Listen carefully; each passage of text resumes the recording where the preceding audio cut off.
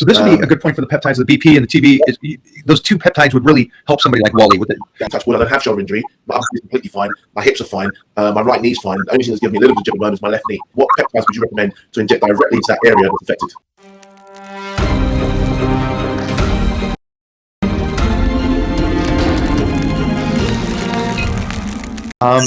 We have a couple questions. Are you okay hanging out for another 5 minutes? I got all the time in the world for you guys. Okay. Thank you, man. I really do. And Wally, if you have any questions right now, I've got one question. Go for it. So I've got like a meniscus damage in my left knee, which which has been something that's been bugging me for a very long time. I've managed to kind of work around it. Yep. You know, I still feel it. You know, but when I squat, I have to wear knee sleeves just to get that patella tracking quite well. Yep. I felt it quite a lot, specifically today, more than ever before. Obviously, you know, my body's still a little bit, I won't say I'm depleted, but my body's recovering, bouncing back. Shock. Yeah, my body's still in shock from the prep. You know, I still got, I mean, if Mike was to tell you that, like, you know, obviously I dropped that 20 pound in 8 days, and now my body's just shocked and it's not everything. Yeah. You know, so you know, my ankle's a little bit swollen. So this would be a good point for the peptides, the BP and the TB. Those two peptides would really help somebody like Wally with it. First of all, I got to say props to you. For you just were on stage Saturday. It is Tuesday, and you did legs with me. You're a psycho. Yeah, I mean, like, you know, not every day you get to travel around the world. Like, you know, a guy that came to train with us this morning was moaning about traveling from Orange County. I was like, bro, I've traveled all the way from London. And he was like talking about LA traffic. I was like, and he goes, next time you think about LA traffic, think about 11-hour flight. Even if you're sitting in business, it still hurts, you know, and how that's impacting your body. But my question to you is, before I forget, is if someone who's like myself, suffering from any form of like shoulder impingement, shoulder injury. I mean, touch wood, I don't have shoulder injury. My upper is completely fine. My hips are fine. My right knee's fine. The only thing that's given me a little bit of jib at the moment is my left knee. I know that I've got, from MRI scan that I've done, I've got meniscus damage in that knee. What peptides would you recommend to inject directly into that area that's affected? Sure. So this would be a combination of a couple of different ones. I would do BPC 157 and TB 500. Write it down, Mike. I'm writing it down. Yeah, I already got those two for you. Basically, those two are going to create angiogenesis, and that's creating new blood vessels to bring blood to the damaged area so it can heal properly. When you have inflammation, you have a lot of water retention around the area, blood flow is lessened to go there. So that's why usually people like put ice packs on, bring the inflammation down, blood flow goes there and starts helping to heal the area. So that's what's going to help heal the area, hopefully. The other thing I would match up with it, if you're really, really like, hey, listen, I want to get this thing healed, would be like IGF-1 or CJC 1295 without purellin. Because when you raise those IGF-1 levels, your body's going to repair itself a lot better and a lot easier. And with IGF-1, would you say it's like simultaneously injection to your stomach, or would it be directly to the muscle? No, I would do subcutaneously to the stomach. And BPS-1, would you say is the spot? I would spot inject it closest to the injured area. I would like, so somebody says, oh man, it hurts right here, muscle right here. I wouldn't inject it directly into the muscle. You want to inject subcutaneously closest to the area. So even for wound healing, you know, people inject it closest to the area, not directly in the wound. Yeah, so you want to, obviously, the area that's affected when you think about meniscus damage is that the area between the bone. Yep. So what you don't want is you don't want to obviously hit the bone when you're injecting it. Definitely. You want to kind of inject into the muscle fiber closest to the area that's affected. Subcutaneous, so right above it, you can do it. Subcutaneous, right above it.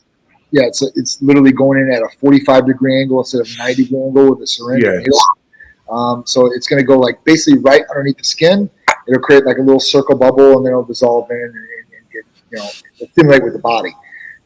So that one's more site-specific BPC. TB500 is more systemic, where it can go throughout and travel throughout the body. I would still inject that with the exact same syringe in the exact same area, so they're right at the right point and they're closer to the area as possible. And like, in doing both of those treatments, how long do you reckon? Sure. Usually I say between 10 and 12 weeks. Okay, so 10 to 12 weeks, not Amazon Prime. So I'm going to turn up the next day. My knees are not going to get better. So all of a sudden, yeah, don't message him going, "Hey, it's been 2 weeks, man. Yeah, why my knees not feeling better?" The biggest thing that I can tell you from experience from me and from other patients is because I had slap tears in both shoulders, so I'm just working through it because I don't want to get surgery. I already got to get surgery for a hernia next week, so I'm not trying to be down any more than I have to be. Mm-hmm. But when I take BBC 157 T500, and I'll take it in my shoulders in the morning because in the morning it hurts me the most. I usually wake up and I'm a side sleeper, so I'm sleeping on my shoulders and tossing and turning all night long. But when I inject it, that usually takes away the inflammation right away, and I usually get some good feeling as far as right after the injection. Yeah. So whether it's inflammation going down, because it's great for taking away inflammation, but I definitely feel a better effect. Questions? Very good. Thank you very much for that. It's really good. Of course. It's funny when you're talking about the UK. My buddy lives over there. So when you were talking about the Five Guys hamburgers, what they allow in their food over there is a hell of a lot different than we allow in our food over here, Mike. Like, seriously? You guys tell me. You guys cannot have high fructose corn syrup in anything, and it's in everything that we have.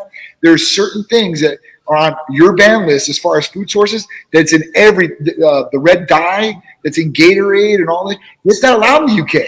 No.